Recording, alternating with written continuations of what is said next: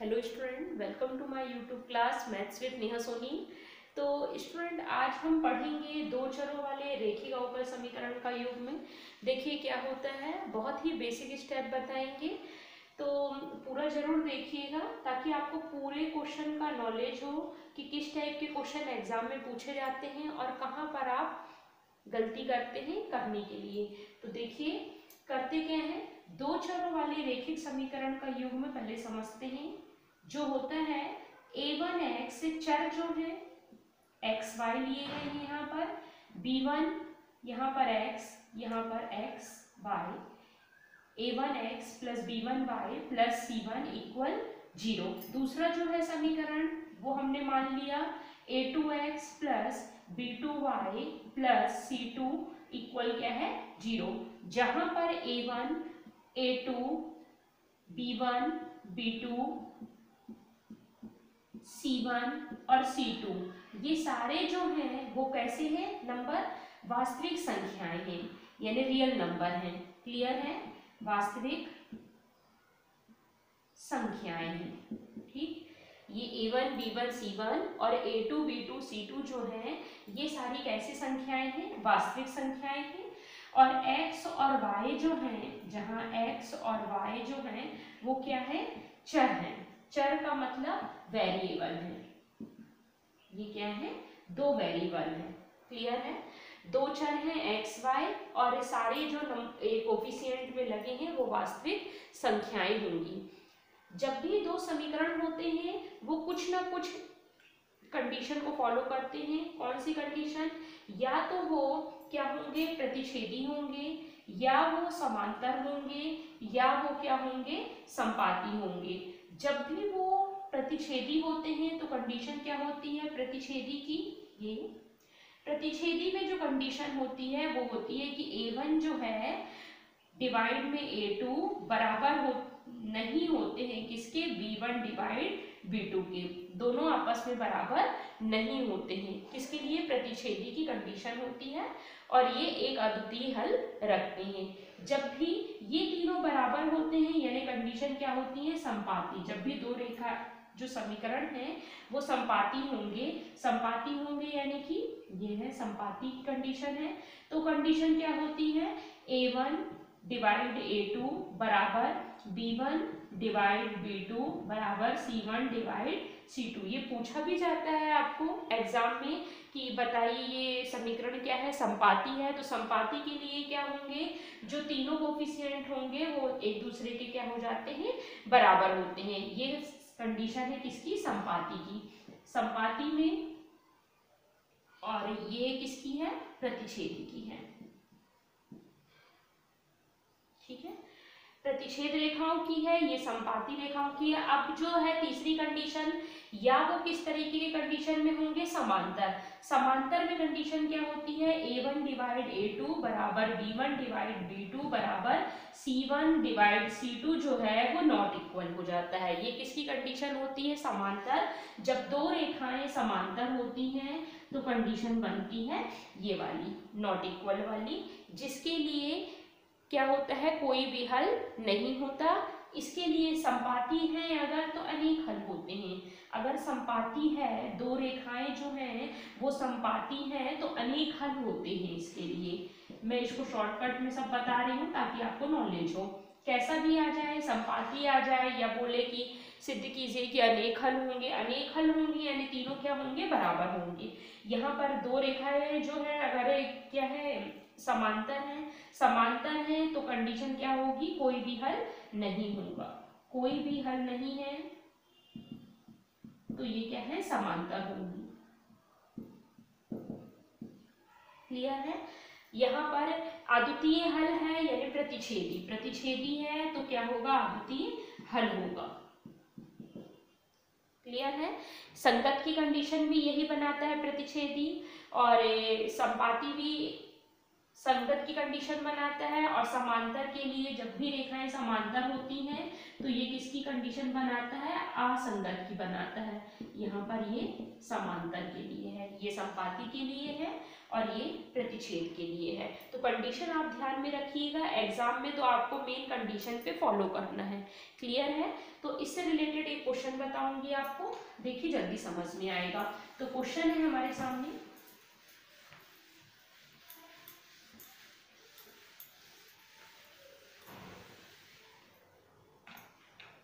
देखिए जैसे क्वेश्चन है हमारे सामने, क्वेश्चन दिया है x प्लस वाई इक्वल में दिया है 5 और यहाँ दिया है 2x माइनस 3y इक्वल में दिया है 4। ठीक है, इसको बताना है कि ये प्रतिच्छेदी है, संपाती है कि क्या है, ये समांतर है। तो देखते हैं ये क्या है, संपाती है समीकरण की प्रतिच्छेदी है कि समांतर है। इसके लिए हम करेंगे क्या, कोफिशिएंट यहाँ पर a1 की वैल्यू क्या होगी, x का कोफिशिएंट है 1 और b1 जी वैल्यू जो होगी y का कोफिशिएंट है 1 और यहाँ पर c1 की वैल्यू होगी, पहले 5 को अपन को ट्रांसफर करना होगा क्योंकि समीकरण में 5 यानी c1 प्लस में होता है। तो इस समीकरण को हम कैसे रिड्यूस कर सकते हैं, x प्लस वाई, 5 का जब हम ट्रांसफर करेंगे हो गया -5, तो c1 की वैल्यू हो गई -5। यहाँ पर देखिए, यहाँ पर इसको करें कन्वर्ट तो 2x माइनस 3y, 4 को ट्रांसफर करेंगे तो कन्वर्ट हो जाएगा प्लस का -4, ये हो गया। अब हम कंपेयर करें, a1 की वैल्यू हुई 1, कोफिशिएंट b1 कोफिशिएंट 1 है और c1 कोफिशिएंट क्या है हमारा -5। यहाँ पर देख लेते हैं, a2 की वैल्यू होगी 2, b2 की वैल्यू होगी -3 और c2 की वैल्यू होगी हमारी -4। अब हमको चेक करना है कि ये क्या है, तो पहले देखें इसको क्या करके अपन प्रतिच्छेदी करके देखें यहाँ पर। तो यहाँ पर a1 जो है डिवाइड a2 आप सीधे भी लिख सकते हो, 1/2 बराबर 1/-3। देखिए यही समझ में आ रहा है कि दोनों क्या है, एक दूसरे के नॉट इक्वल, ये 1/2 है और ये 1/-3 है, यानी जो रेखाएं हैं वो कैसी हैं, प्रतिच्छेदी हैं। आंसर आ गया हमारा कि प्रतिच्छेदी रेखाएं हैं। क्लियर है? तो इस तरीके से एक क्वेश्चन और देखिए,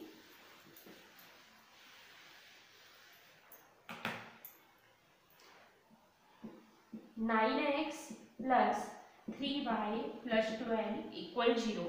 यहाँ पर लिखा है 18x + 6y + 24 = 0, ये लिखा है। इसमें अपन को सिद्ध करना है कि क्या होंगी, समांतर हैं। भाई आपके ऑप्शनल में आएंगे कि जो रेखाएं हैं वो क्या हैं, आपको ऑप्शन में लिखा होगा ए में जैसे प्रतिच्छेदी है कि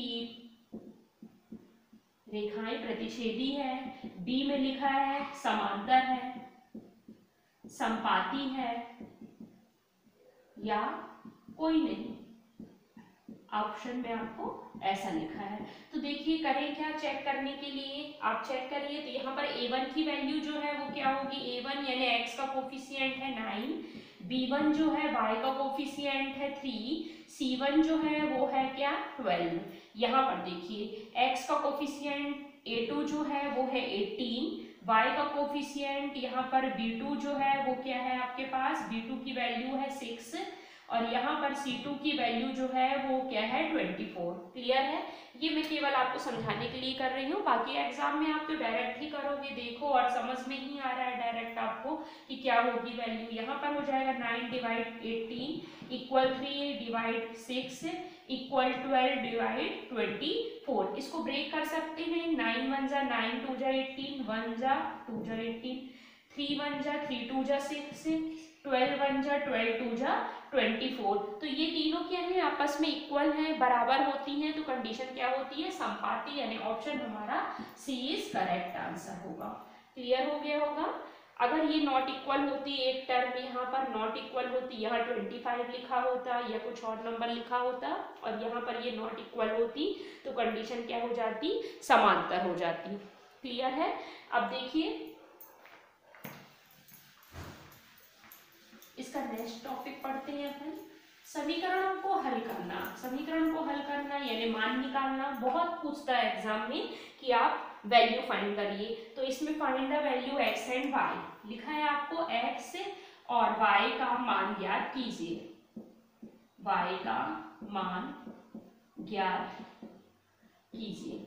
आपको x और y, हमारे पास क्वेश्चन कुछ इस तरीके का है और x y का मान ज्ञात करना है। तो करेंगे क्या, समीकरण 1 और 2 है, इसको सॉल्व करने के लिए x y का मान निकालने के लिए हमारे पास कई मेथड है, जिसमें से पहली मेथड है प्रतिस्थापन विधि।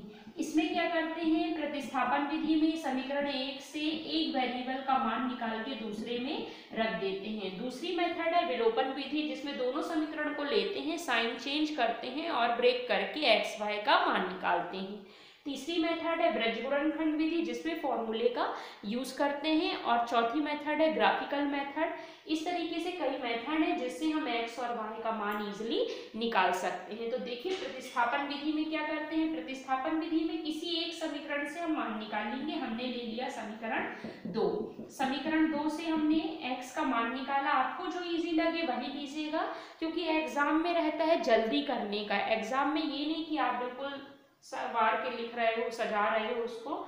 अभी तो मैं स्टेप बाय स्टेप समझा रही हूँ ताकि आपको जल्दी समझ में आए कि करना क्या होता है।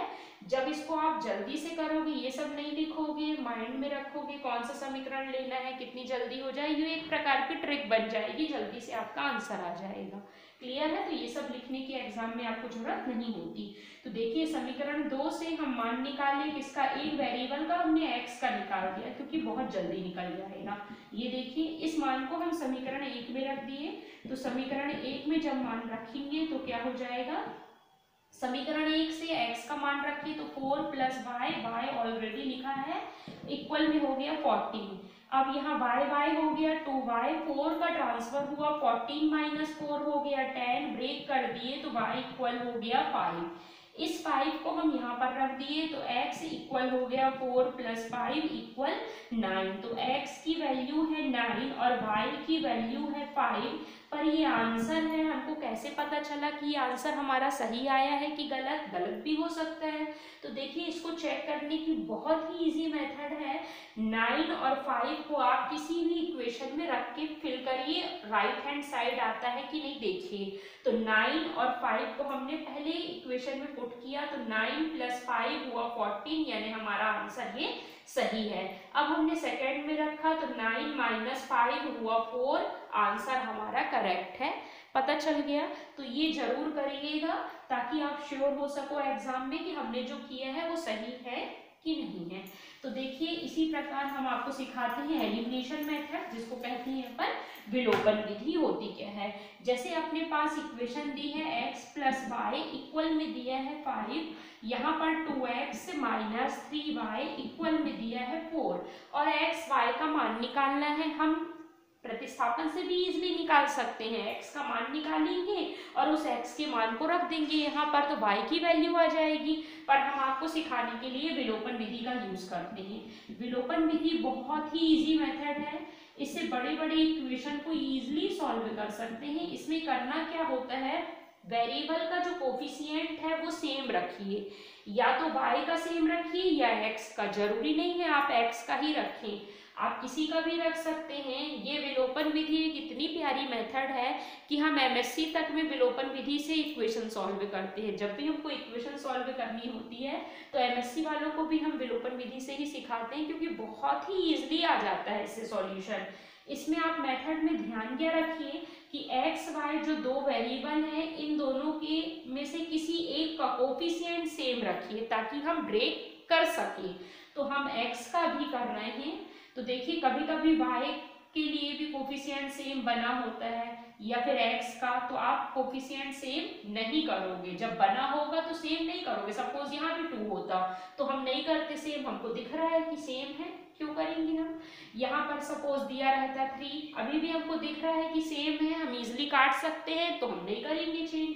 पर अगर नहीं दिख रहा है, देखिए यहाँ पर नहीं दिख रहा है ना कोफिशिएंट, इसके जैसे नहीं नजर आ रहे हैं, तो किसी एक वेरिएबल का कोफिशिएंट को आप क्या करिए, सेव करिए। ठीक है, तो पहले 2 का मल्टीप्लाई पूरे में करेंगे और 1 इसका कोफिशिएंट कुछ नहीं है का मतलब 1 है, 1 का मल्टीप्लाई पूरे में करेंगे। तो मल्टीप्लाई बाय किसका, 2 का, इन इक्वेशन किसमें, 1 में, इक्वेशन 1 में करेंगे किसका मल्टीप्लाई, 2 का, इक्वेशन 1 मैंने इसको दिया है, 2 इसको दिया है, क्लियर है।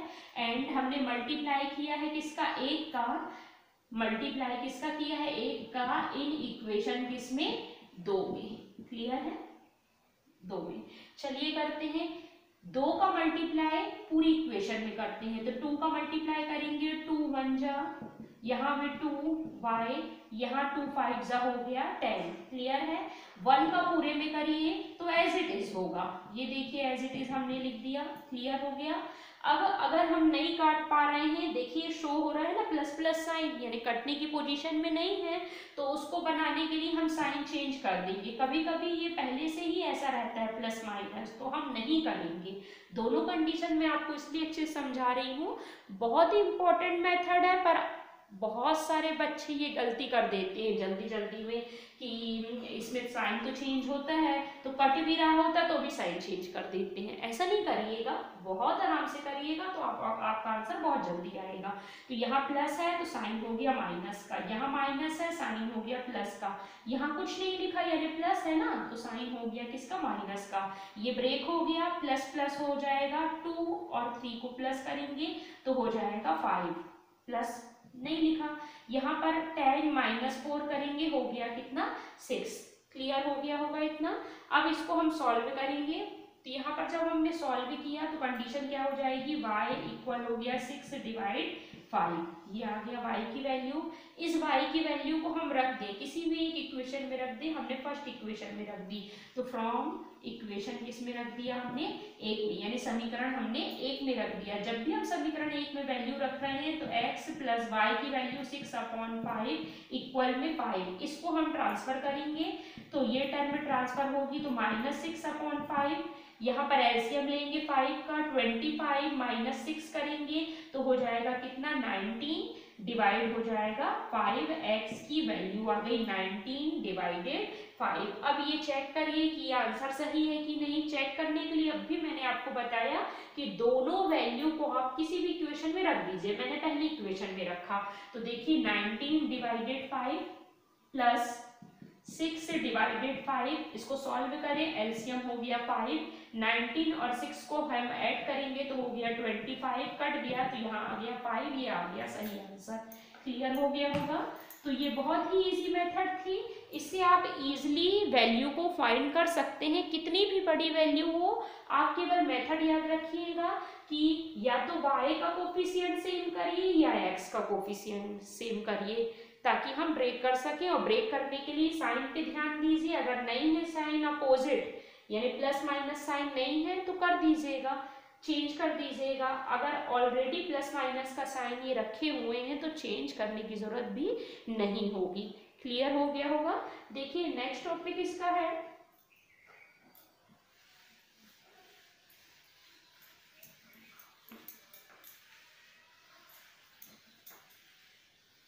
अधिकतर क्वेश्चन जो है इकाई दहाई के अंक से बहुत पूछे जाते हैं और भिन्न को लेके बहुत पूछे जाते हैं। तो देखिए भिन्न के लिए और इकाई दहाई के लिए भी पूछे जाते हैं। तो इससे पहले मैं इससे रिलेटेड एक क्वेश्चन और बता दूं आपको। जो क्वेश्चन रहा हमारे पास कुछ इस तरह, मोस्ट आईएमपी है आपके लिए क्वेश्चन। तो देखिए 5 वर्ष पूर्व ए की आयु बी की आयु की 3 गुनी थी। 5 वर्ष पूर्व चले जाइए आप, तो 5 वर्ष पूर्व जब हम करें तो पूर्व के लिए या पहले के लिए हमेशा माइनस साइन का यूज करते हैं, क्लियर है। मैंने अपनी लास्ट वीडियो में समझाया है ये, पर वो सिंगल वेरिएबल के लिए था वीडियो, यहाँ पर 2 वेरिएबल के लिए है ये, तो थोड़ा सा चेंजेस है। 5 वर्ष पूर्व जब जाएंगे या पहले जाएंगे तो हम क्या करेंगे, सब्ट्रैक्ट करेंगे यानी माइनस करेंगे। तो 5 वर्ष पूर्व ए की आयु बी की आयु की 3 गुनी थी। 10 वर्ष पश्चात ए की आयु, पश्चात है बाद में है तो हम प्लस करेंगे, ए की आयु बी की आयु की 2 गुनी हो जाएगी। तो ए और बी की आयु ज्ञात करना है। तो सबसे पहले हमको मानना पड़ेगा लेट, यानी माना हमने ए और बी की आयु हमने मानी x और y, ठीक है। हमने माना ए और बी की आयु क्रमशः, क्या है, क्रमशः लिखना क्यों जरूरी रहता है, क्रम से, यानी ए के लिए हम क्या मान रहे हैं x और b के लिए क्या मान रहे हैं y वर्ष। ठीक है, y वर्ष है, हमने ये मान लिया। अब अपन बात करेंगे तो ये वेरिएबल को यूज करेंगे। a की आयु 5 वर्ष बाद, तो 5 वर्ष हमने क्या किया, पूर्व लिख दिया। अब a की आयु यानी x माइनस 5, y भी क्या हो जाएगा -5, भाई दोनों -5 चले गए क्योंकि 5 वर्ष पूर्व दोनों के लिए बोल रहा है। 5 वर्ष पूर्व a की आयु जो है वो b की आयु की कितनी है, 3 गुनी है भाई। इसको हम थोड़ा सा सॉल्व करके यही मैटर सॉल्व कर लें। तो यहाँ पर x हो गया 3y, 3 का पूरे में मल्टीप्लाई होगा तो यहाँ हो जाएगा 3y, 3 का मल्टीप्लाई 5 में होगा तो हो जाएगा 15x माइनस 3y हो जाएगा, ट्रांसफर किए तो -5 का ट्रांसफर किए तो -15 प्लस 5 कितना हो गया -10 हो गया, और ये इक्वेशन फर्स्ट डिनोट हो गई। क्लियर है। अब क्या बोल रहा है ये देखिए, अब बोल रहा है 10 वर्ष पश्चात, तो 10 वर्ष पश्चात यानी बाद में, जब भी बोलते हैं बाद में तो हम क्या कर देते हैं प्लस, तो x प्लस 10, यहाँ पर भी y प्लस क्या हो जाएगा 10 हो जाएगा, कर दिए। a की आयु b की आयु की 2 गुनी है, a की आयु ये है और b की आयु ये है, इसकी क्या है 2 गुनी है। क्लियर है। इसको भी थोड़ा सा सॉल्व कर लें तो x यहाँ 2y का ट्रांसफर हो जाएगा, ये देखिए x y को साथ में लिखे, यहाँ हो गया 20 और 10 यहाँ से गया तो बचा यहाँ पर क्या 10 और इक्वेशन हो गई यहाँ पर 2।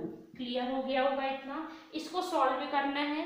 इसको सॉल्व करने के लिए मेरी तरफ से अगर आप सजेस्ट करेंगे तो बहुत अच्छा है कि विलोपन विधि से करें, क्योंकि जल्दी होता है, बहुत ही इजीली वैल्यू फटाक से आ जाती है। यहाँ पर देखिए मान रख दिए, प्रतिस्थापन विधि से भी आप कर सकते हैं, बहुत ही इजी है। 2y को ट्रांसफर करें और वैल्यू रख दिए, दिस इज हमारा हो जाएगा आंसर।